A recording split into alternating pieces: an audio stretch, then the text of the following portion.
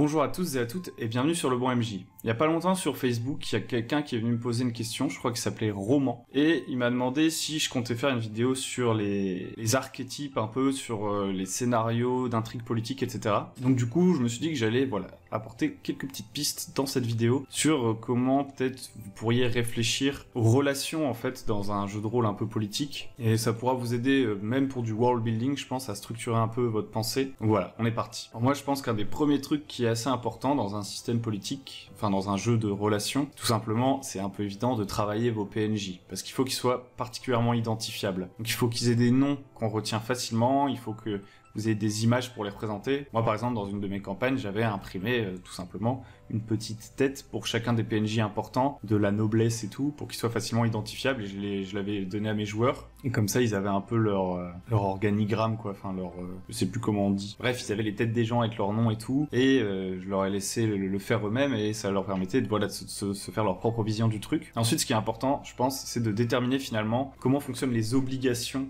de ces gens entre eux. Dans votre univers, ça va dépendre un peu du système politique, etc. Donc ce que je ferais par exemple dans un système médiéval, c'est que je déterminerais les obligations du seigneur envers son vassal et du vassal envers son seigneur. En fait, je déterminerais les obligations de celui qui a du pouvoir envers celui à qui il en délègue et vice-versa. Et ensuite, je déterminerai qui a officiellement du pouvoir sur un autre, et donc ça crée finalement une sorte de forme de hiérarchie. J'essaierai de schématiser un peu les institutions politiques. Ça peut être très très simple, hein. Ça peut être la pyramide un peu du Moyen-Âge, si on enlève toutes les complexités et tout, parce que évidemment c'est beaucoup plus compliqué que ce qu'on apprend, je sais pas, au collège. Mais j'essaierai d'avoir par exemple une petite pyramide, de différentes strates du pouvoir. Ensuite, j'essaierai de déterminer qui a officieusement du pouvoir. Dans un tableau peut-être là plus relationnel justement. C'est-à-dire, vous prenez les personnages qui sont importants dans votre campagne actuelle et vous faites des relations. Sous forme un peu de mind map, vous mettez leur petite tête, leur petit nom, et vous dites, lui il aime bien lui, mais il aime pas lui, mais il doit quelque chose à lui et tout. Alors le risque c'est que ça devienne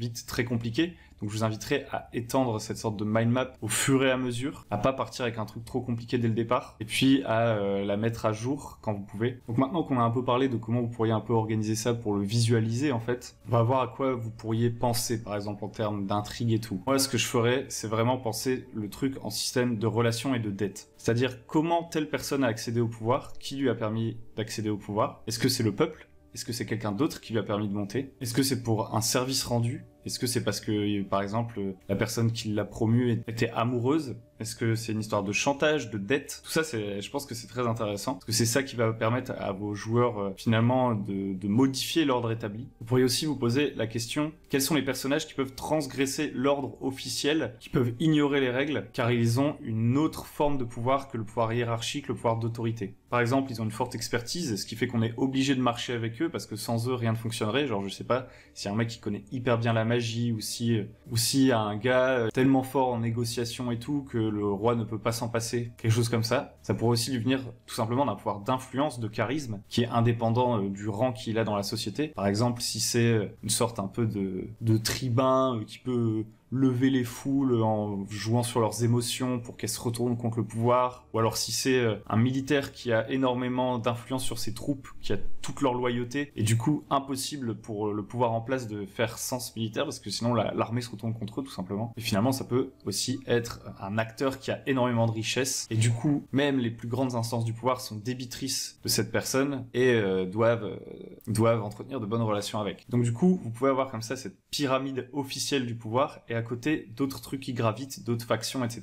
Et là, je pense que vous commencez à avoir le potentiel que peut avoir le truc. Ça peut être assez énorme. Donc, tout ça, c'est assez vague, hein, j'en conviens. Je pense que ça peut quand même générer des idées. Maintenant, on va voir 3 catégories de PNJ. Moi, j'aime bien faire comme ça des petits top 3, des petits machins. Ça permet de bien se représenter un truc et de plus facilement se lancer. Moi, ce que je vous propose, c'est déjà une petite, pas pyramide, mais un petit schéma simple sur lequel vous pourriez vous baser pour créer un système politique, là, maintenant, tout de suite. Les 3 catégories de PNJ qu'il y a dans ce schéma, c'est les rulers, ceux qui dirigent, ceux qui prennent les décisions, les conseillers, c'est ceux qui vont influencer les rulers. Je garde un petit mot anglais, rulers, je trouve que c'est plus cool que le pouvoir législatif ou je sais pas quoi. Ça fait plus genre, c'est le boss. Donc vous avez les conseillers, les rulers et les exécutants. Les exécutants, c'est des mecs qui ont du pouvoir, mais qui typiquement leur est vraiment délégué et qui est beaucoup plus circonscrit que les rulers. Donc le ruler, ça pourrait être le roi. Les conseillers, ça pourrait être tout simplement la table du conseil du roi. Et les exécutants, ça va être ses généraux, les gouverneurs, ce genre de choses,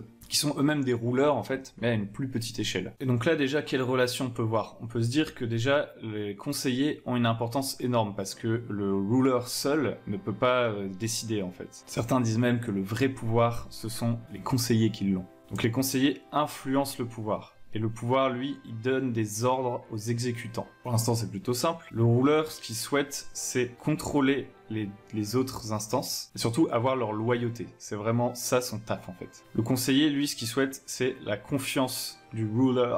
Sinon, il va tout simplement se faire virer. Donc il faut qu'il soit bien pote avec lui. Et l'exécutant, lui, ce qu'il souhaite, c'est les faveurs du ruler pour voir ses responsabilités augmenter et pouvoir prendre l'ascenseur social finalement. Avoir des responsabilités de plus en plus grandes, peut-être devenir conseiller, quelque chose comme ça. Le ruler, c'est celui qui prend les grandes décisions. Il donne des ordres aux exécutants qui, eux, vont mettre en place ces ordres en donnant eux-mêmes des ordres. Mais une bonne partie des décisions qui sont prises dépendent des conseillers. Notez aussi que les exécutants et les conseillers peuvent se mélanger en quelque sorte. Une personne peut avoir les deux casquettes. Et en général, les conseillers, ils vont faire très attention aux exécutants parce qu'ils veulent pas se faire piquer leur place par un mec qui monte, qui commence à avoir la confiance du roi. Et donc du coup, ils vont peut-être essayer, en passant par le roi, de générer une méfiance en fait chez le ruler pour que celui-ci, voilà, fasse attention à ses exécutants, pardon. En mode, faites attention, monseigneur, celui-ci contrôle toutes les armées du royaume, il pourrait nous poser des problèmes incessamment sous peu. Bref, là, vous commencez à voir les mécaniques un peu du truc. Maintenant, il vous reste plus qu'à voilà, réfléchir, foutre des petits visages là-dedans, voir quel poste pourrait exister dans le conseil, qui est finalement le ruler, est-ce que finalement, il pourrait pas y avoir en fait un truc un petit peu plus collégial, genre je sais pas, au lieu d'avoir un roi, vous avez 8 personnes qui dirigent, genre c'est les 8 chefs des grandes maisons, j'en sais rien. Et dans ce cas-là, ils vont avoir leurs conseillers et tout, mais du coup notre schéma sera obsolète. Donc là, vraiment, ce schéma, ça devrait vous aider si vous êtes dans un truc bien médiéval. Et je pense que vous pouvez appliquer des trucs tels quels là-dedans. Vous inventez des personnalités, vous réfléchissez un petit peu plus aux différents postes, à leurs obligations et à leurs pouvoirs. Ça devrait vous faire un truc assez cool. Ensuite, vos PJ, ils n'ont plus qu'à donner un grand coup de pied là-dedans. Et c'est là que tout va devenir plus rigolo. Donc voilà, j'espère que cette vidéo vous aura aidé, que c'était assez clair, parce que voilà, c'était pas facile de faire un truc à la fois clair et court. Si ça vous a plu, n'hésitez pas à liker, à vous abonner à la chaîne, à mettre la petite cloche pour pas rater les nouvelles vidéos de world building, de conseils OMJ, peu importe. Si vous êtes un maître du jeu débutant, vous pouvez vous rendre sur www.lebonmj.com pour voir notre petit guide. Moi, je vous dis à très bientôt sur Le Bon MJ.